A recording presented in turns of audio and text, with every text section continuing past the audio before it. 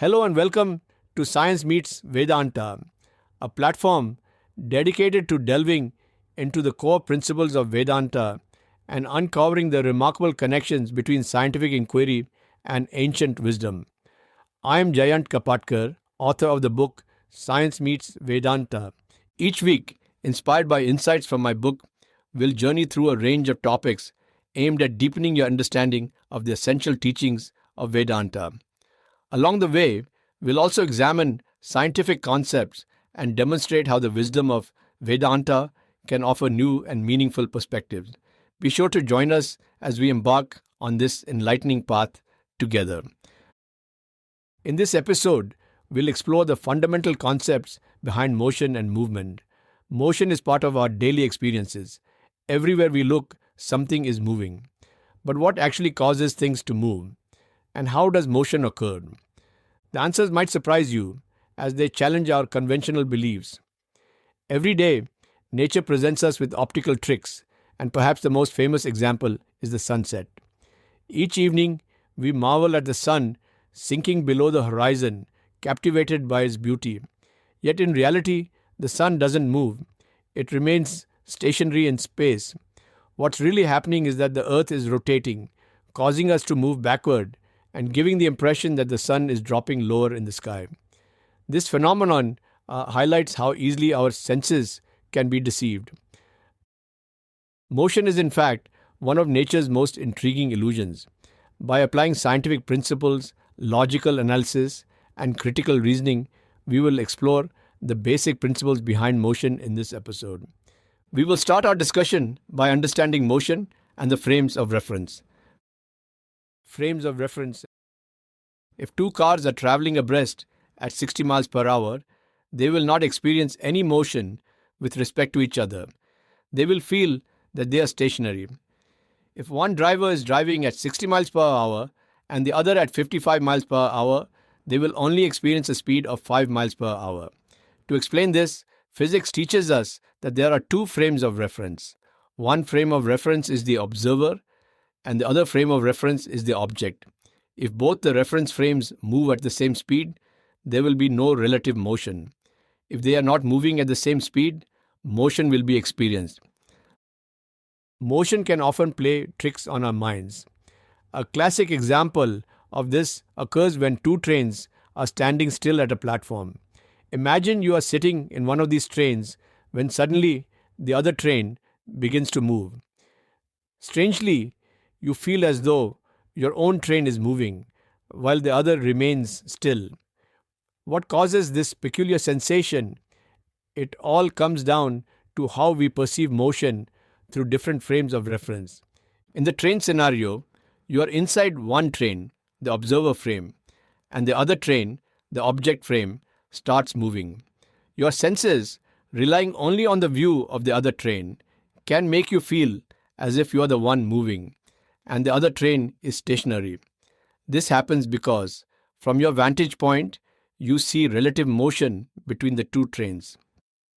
When only two frames of reference are available, your train and the other train, each frame can consider itself moving relative to the other. This means both you and someone in the other train could each think it's their own train that's moving. Applying frames of reference to everyday life. The principle of frames of reference doesn't just apply to trains. It's relevant in many everyday situations. For example, consider what happens when you walk toward a line of trees.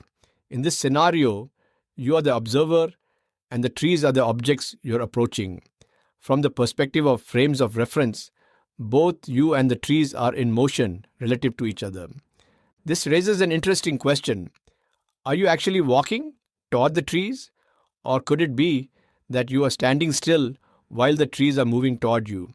From a strictly relative point of view, both descriptions are equally valid. If you imagine yourself as stationary, it makes sense to say that the trees are coming toward you. Is this even possible? Yes, it is possible. We will discuss this in the coming sections. The observer frame is always fixed and non-moving. Within each of us resides an observer, a silent witness to everything that unfolds around us.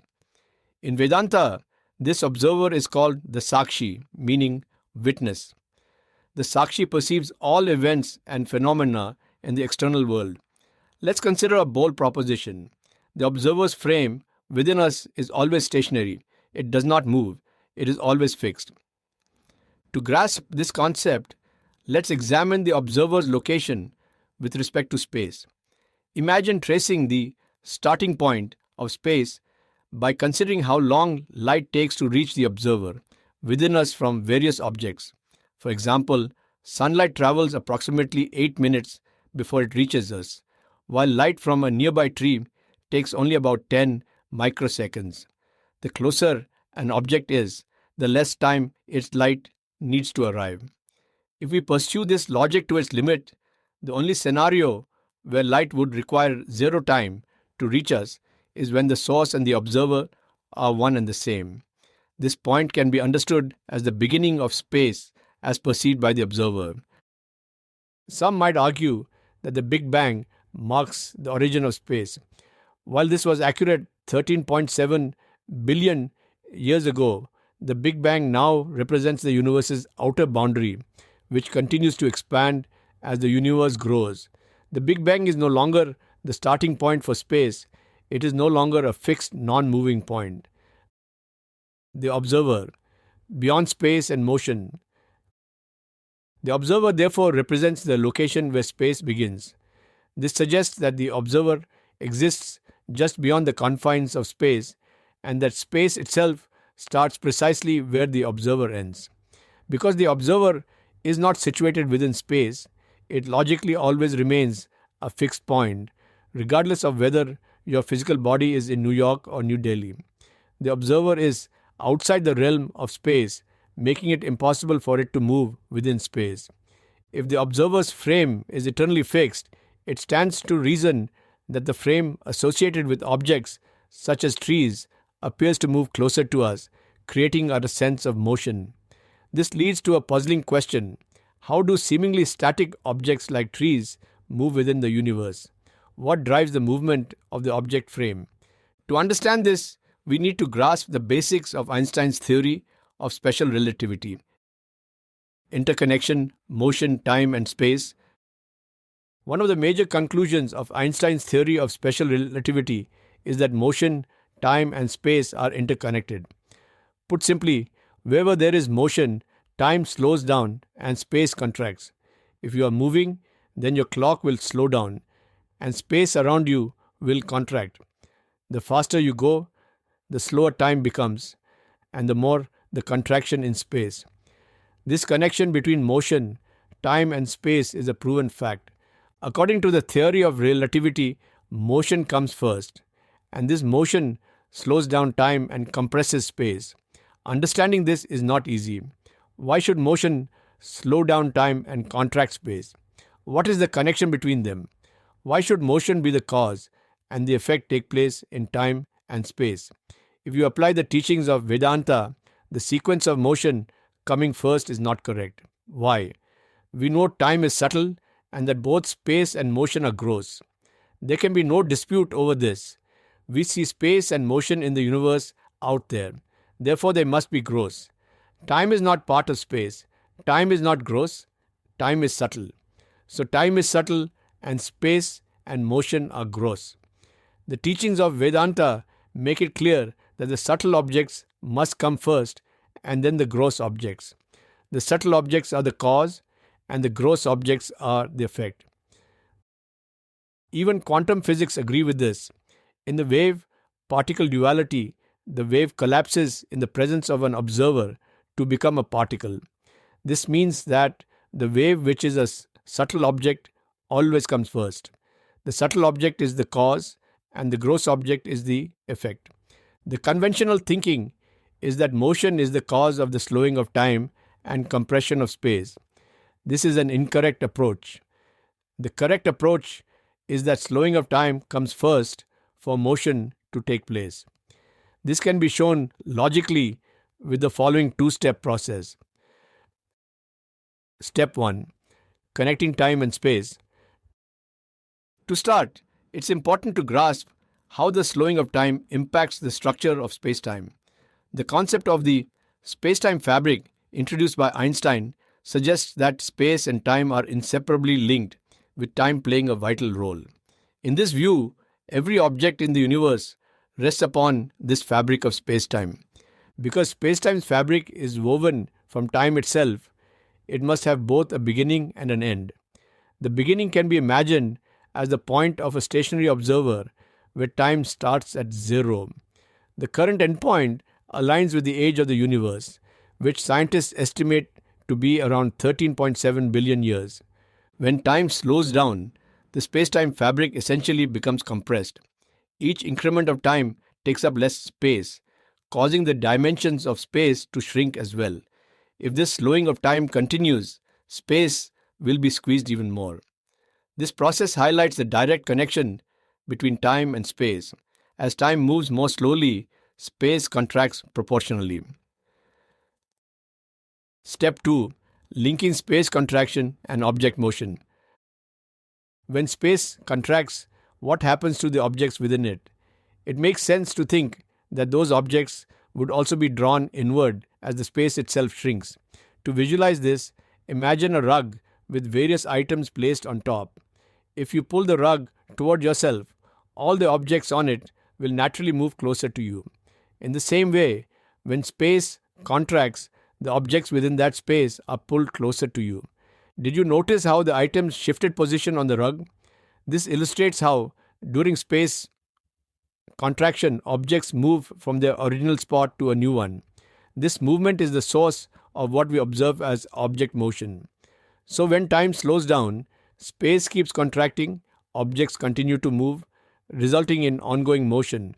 Faster the slowing of time, faster the space contraction, meaning quicker the object speed. In summary, when time slows down, space contracts. As space contracts, objects start to move inward. This means that the slowing of time initiates motion. According to Einstein's theory of relativity, motion causes time to slow down. But the correct sequence is that time slows first, which then leads to motion, a reversal from the usual understanding. This means time governs motion, not the other way around. Time is the driving force behind motion. By increasing or decreasing the time factor in the mind, the resulting motion or speed of objects in the physical world will also change. Nature's greatest illusion. We have just discussed the objects that are in motion while the observers remaining fixed. This is the true nature of how things work. But do we experience it this way? The answer is, of course, no. Instead, we usually feel as though we are the ones moving, while everything else around us is stationary, the trees, the houses, the landscape, etc.